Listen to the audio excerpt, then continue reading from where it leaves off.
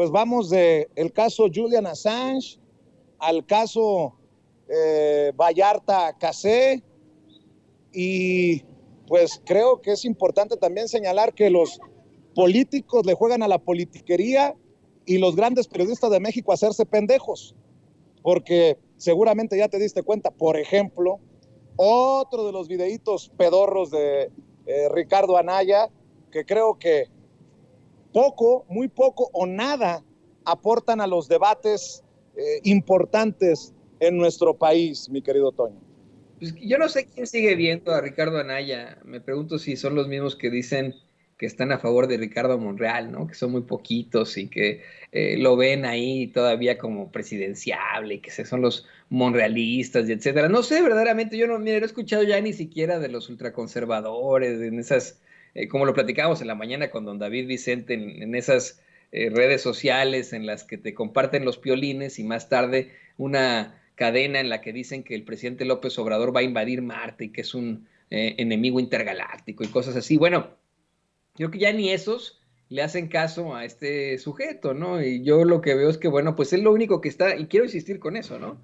Lo único que está planteando es una carpeta de información para que cuando llegue la policía en Estados Unidos con él, con una orden de extradición, les diga, no, aguas, yo soy perseguido político. Mira, todos los videos que he publicado sobre ese gobierno que me quiere detener. Yo soy perseguido político, a mí ni me vengan con cosas. Creo que esto es más bien una carpeta para él. Es que es como cuando la gente pues, publica sus cosas en el Facebook, ¿no? Pues nada más está haciendo ahí pues, sus fotos para él y a nadie lo ve.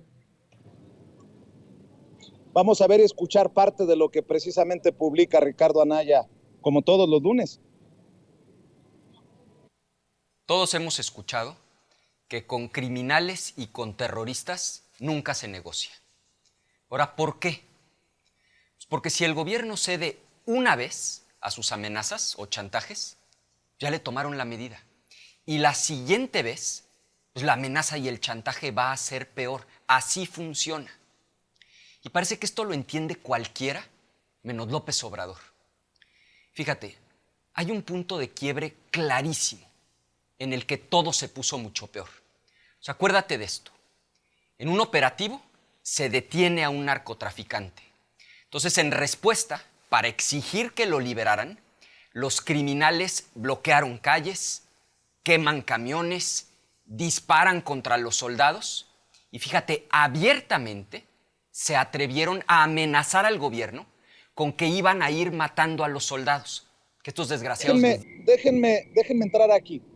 Mi querido Toño, ¿no es eso un caso viejo, una noticia vieja, algo que ya está aclarado por el presidente una y otra vez?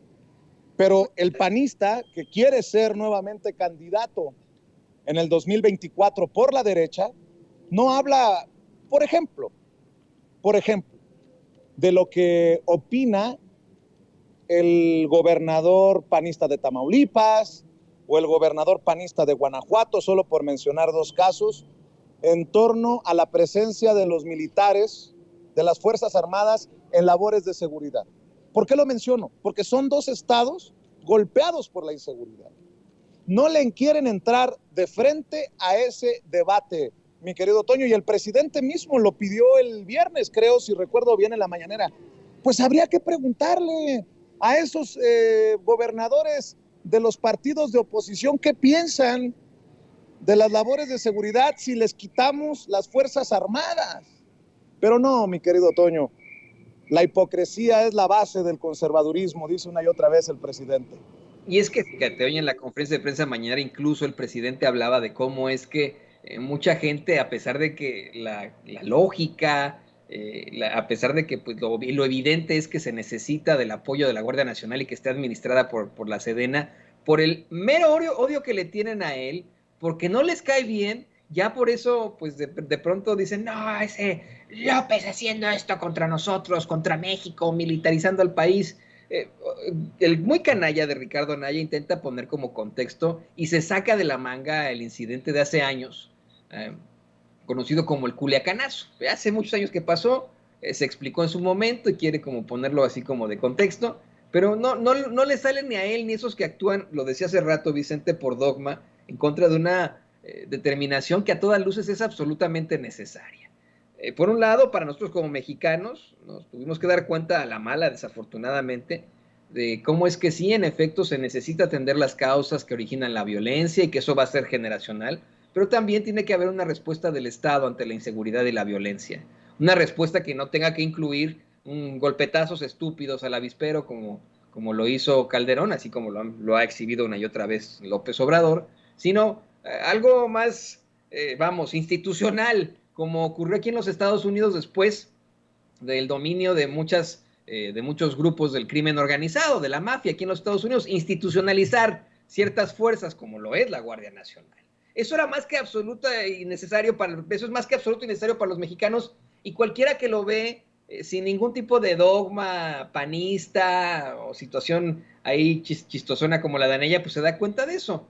Del otro lado, afuera, en el extranjero, es discriminación, es decir, así los mexicanos no pueden hacer esto, pero los estadounidenses sí pueden determinar una serie de medidas después de los ataques terroristas del 11 de septiembre de 2001, que cambiaron al mundo, ¿no? Ellos sí pueden hacer lo que ellos quieran, México no. A los mexicanos no ellos pues que no enfrenten de ninguna forma y que se hagan bolas con su presidente socialista, ¿no? Así lo ven. Así que, pues mira, yo creo que el pueblo seguirá apoyando a este tipo de determinaciones. No por nada está ahora en el 70% frente a Morning Consult.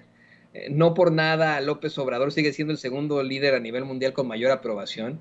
Y así seguirá, pues, enfrentándose a este tipo de pelmazos como Ricardo Anaya. Yo te digo, yo creo que ya ni siquiera los ultraconservadores lo ven como una figura, ¿no? O sea, ya le está ganando Lili Telles, mano. Mi querido Toño, si me permiten, antes de ir con el maestro Ricardo Sevilla,